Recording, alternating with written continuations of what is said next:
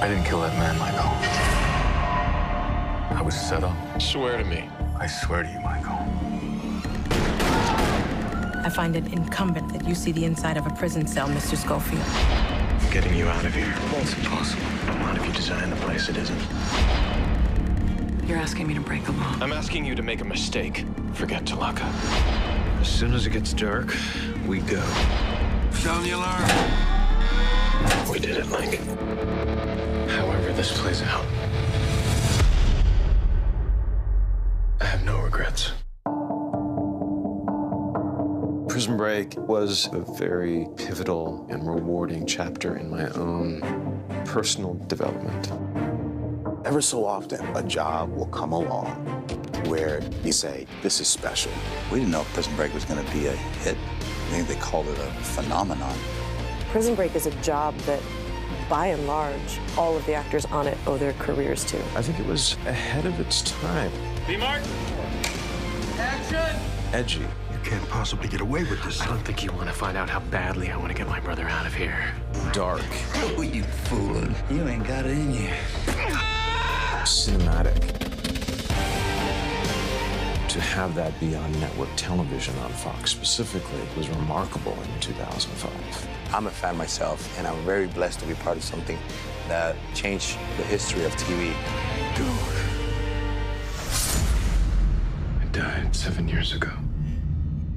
Left behind a brother, a wife, a son. But the dead talk if you listen, because not all deaths are the same. Some are real, some are a story.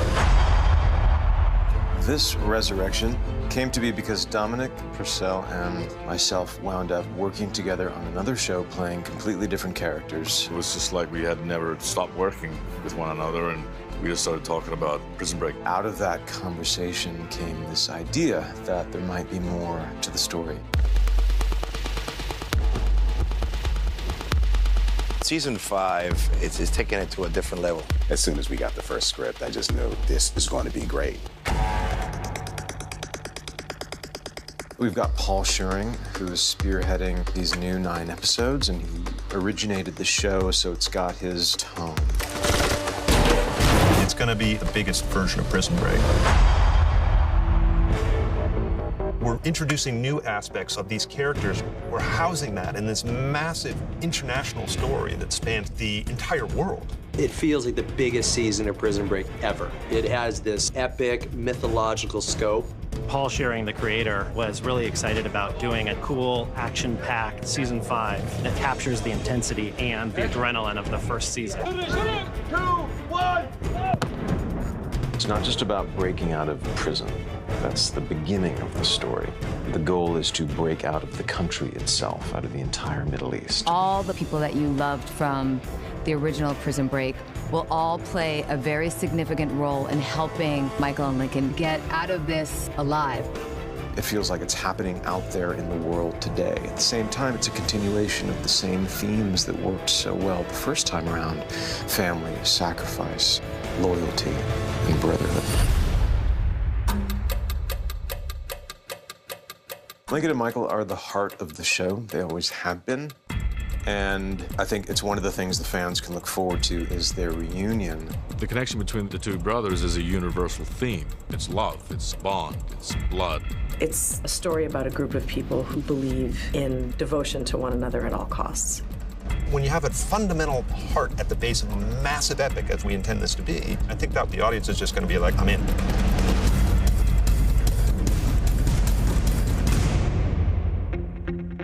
Prison Break fans are by far the most vocal and loyal that I've ever encountered, which, given that we've been off the air for 7 years, is remarkable.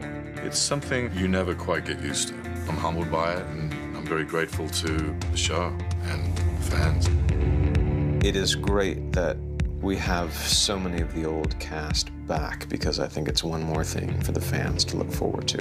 But we've also got a handful of great new characters as well. It really is bringing all of those pieces, all of that family back together again, and that is the heart of the season. Still tight as scales on a snake. Teabag gets out of prison, and then boom. Must have friends in high places, Bagwell. How a cesspool like you gets his walking papers, I'll never know. He gets the first clue. And one last piece of correspondence. And he's right back into it again, of the very thing that he did not want to be involved with again, which is Michael drawing him in.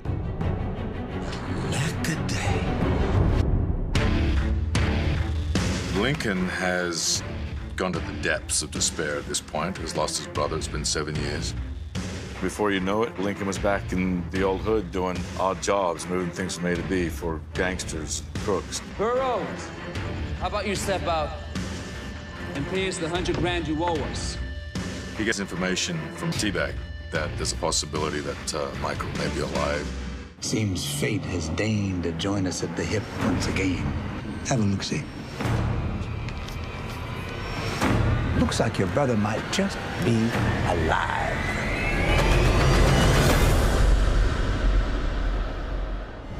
You know, I had made my peace with what was coming, and you show up and give me the one thing a man in my situation shouldn't have.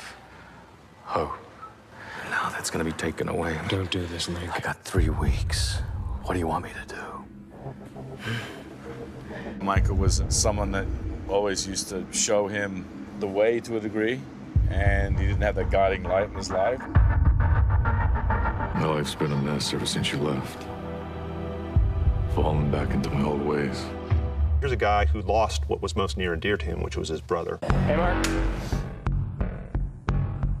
When the potential of his brother being alive comes on his radar. If you don't get off my deck, I'm gonna crack your skull. I get a surprise visit from Teabag, who Lincoln despises. Have a look-see. Teabag said he thinks Michael's alive. It's impossible. That's what I thought. He starts this journey off into the world, which is to find out, ostensibly, is his brother alive? No, you want it to be true. Losing a brother.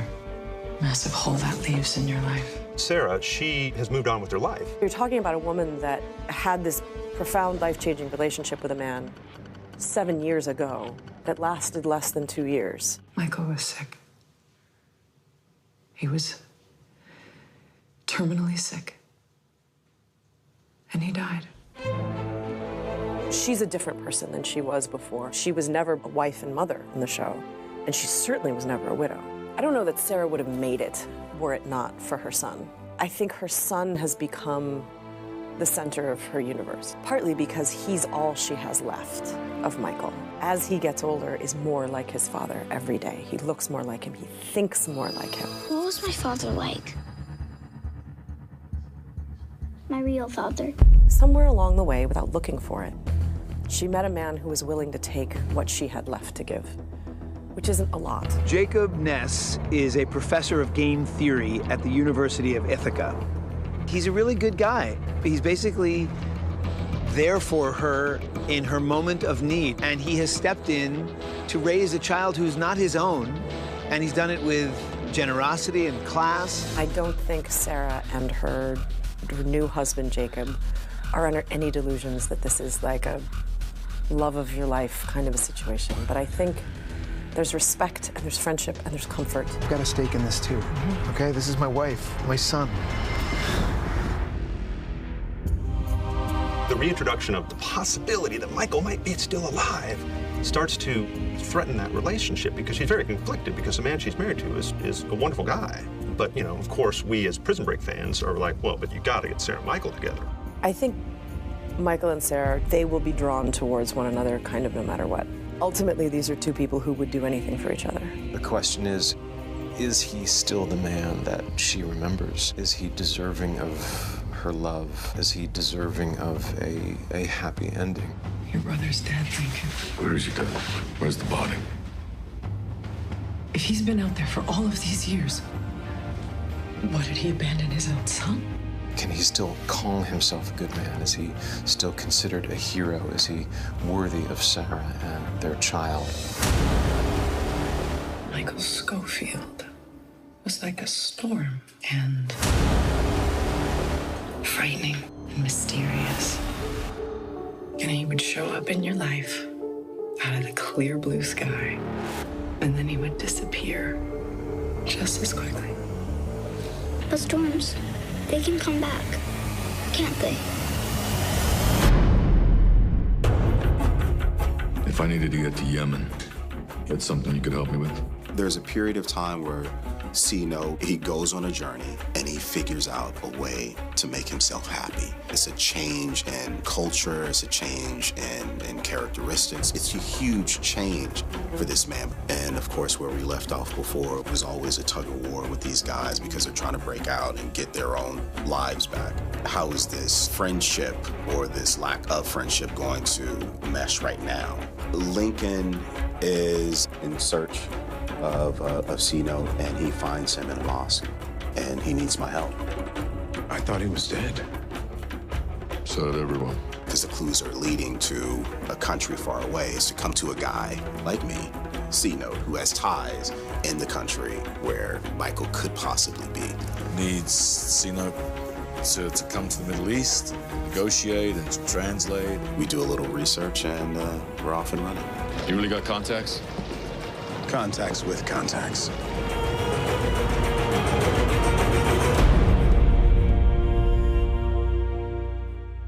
"7 years back, my brother waded into hell to save me. He was a genius that no prison could hold. We need to break him out, wade into that hell and find him, and bring him back to life." Michael reappears in a prison in Yemen, and that's changed him. He's got a new deadly set of skills. He's now always vigilant.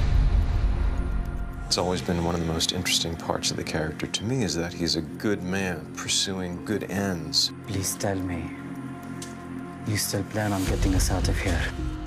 I'll start the process. But the means are somewhat shady. It's the good stuff, morphine derivative. I need access to your cell phone and a credit card number. His hands are dirty at this point in the story.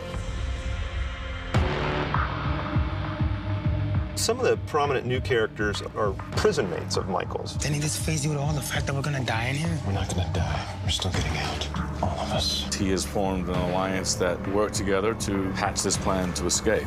Whit is Michael Schofield's right-hand man. He's very much the lovable rogue. Like a brother to me. I had zero, nobody, until you recruited me. He's very loyal and very dedicated to Michael and what we're trying to achieve together.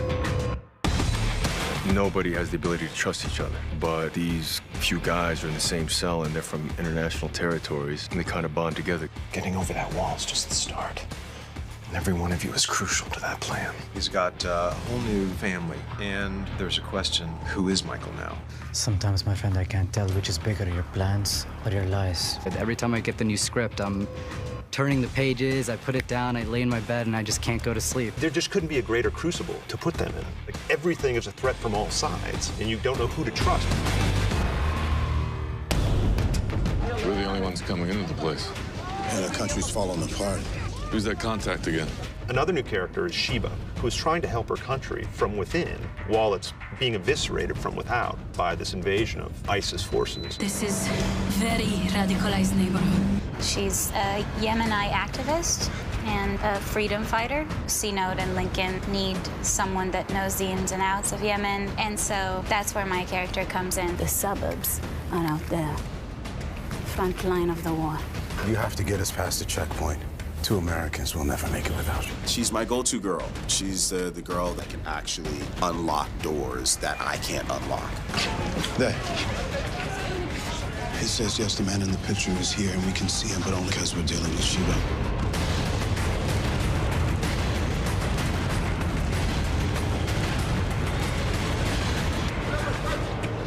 Michael. New tats. Michael has a new set of tattoos, and they are pivotal to the story. They're different in terms of the idea around them. It's got that great Prison Break puzzle that will really be something exciting as it unravels as to what they are and why he has them. And I've always liked the symbolism of Michael being a marked man, and the tattoos are a reflection of that. Some speed! Camera straight! Roll camera! Action! Coming back to do this again, one of the huge mandates was, we're not going to shoot this on a soundstage in LA. We're going to go to Africa. Morocco was a once-in-a-lifetime experience. The show has an international fan base, and going to these various places, actually shooting in Morocco for Yemen, gives the show a look and a flavor. It just looks gorgeous. We were in Ouarzazate, which has cool Arabic architecture, and then the Sahara Desert. It is incredibly hot and incredibly windy and gusty and sandy, and every day was just brutal in its own way. And these actors were really impressive to stick with it and do what they did. The look of the show is very intense, very real. With the action sequences so big, you don't have time to make a mistake. You really got to go for it. 3, 2, 1, and boom! We're standing outside a technical school here in Ouarzazate, Morocco, that we've turned into a prison. For some of the shots, we'll be adding additional pieces to the prison, mostly which is a practical prison that they've done a great job building here in Morocco. Luca, our production designer, is incredibly talented, and he's created these amazing environments and sets. It feels like we're making a movie. I think the original series had a big movie feel for television.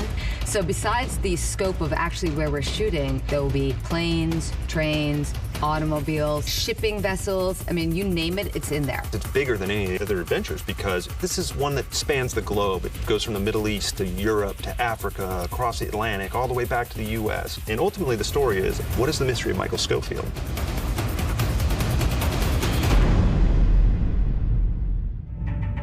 I was a fan of the original series. At the time when it first came out, I read the script. And when I read it, I was blown away because it just was a perfect kind of story set up for a show.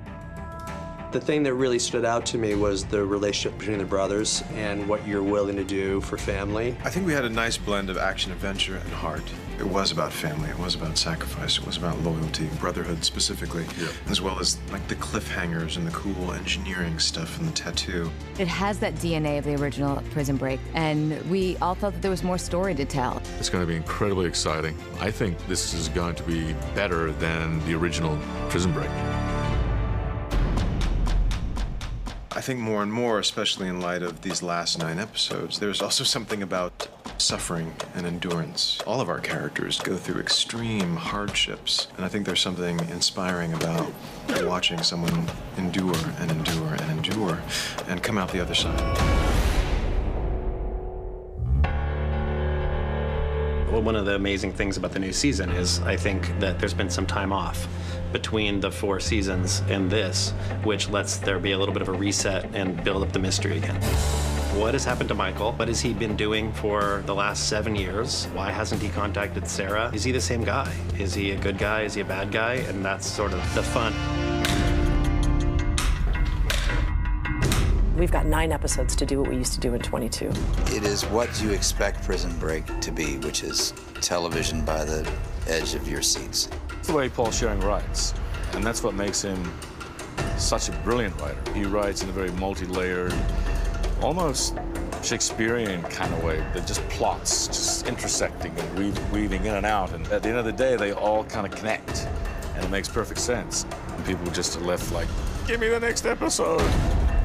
There's an expectation to bring you what you know, but I also think there's a responsibility on the writer's part to let these characters have learned something. Please don't give us the same old thing. Paul, I think, because he knew he was doing a short run, it was going to be an event series, I think he wanted to just bring back the people that he could really tell a full story about, really give them the time they needed. When we see the characters this time around, they've been affected by life and its turmoils. T-Bag and C-Note and different characters are coming back as part of the family, but they're all kind of getting a really unique, cool story. It was something that I think everyone wanted to be a part of, and you felt that energy, you felt the synergy, you felt everything just pulsating around this project. It was just like old times. We all fit, we all understand each other's rhythms, we're all good friends, just like a big family event. To come back to this group of people that we started with was really, it was emotional. It resonated, I think, in surprising ways for all of us.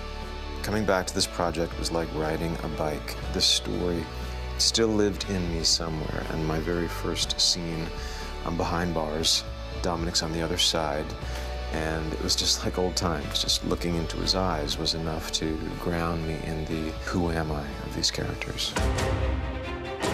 There's so many new people, so many new characters, incredible talent. The writing is top-notch. The compilation of the action and the intrigue and the drama is heightened dramatically. It's just non-stop thrills, non-stop mystery and information being revealed. It really matters that we deliver something that honors the commitment that the fans have given to us. You can expect what you always saw in Prison Break, which is a lot of shorter nails and a lot of, no, wait a minute, I gotta wait till next week. It's a grand epic. It's not constrained to a prison. It's not a throwback. It's right here, right now. It was a great show. It was a great experience. And I'll do it again. Let's go.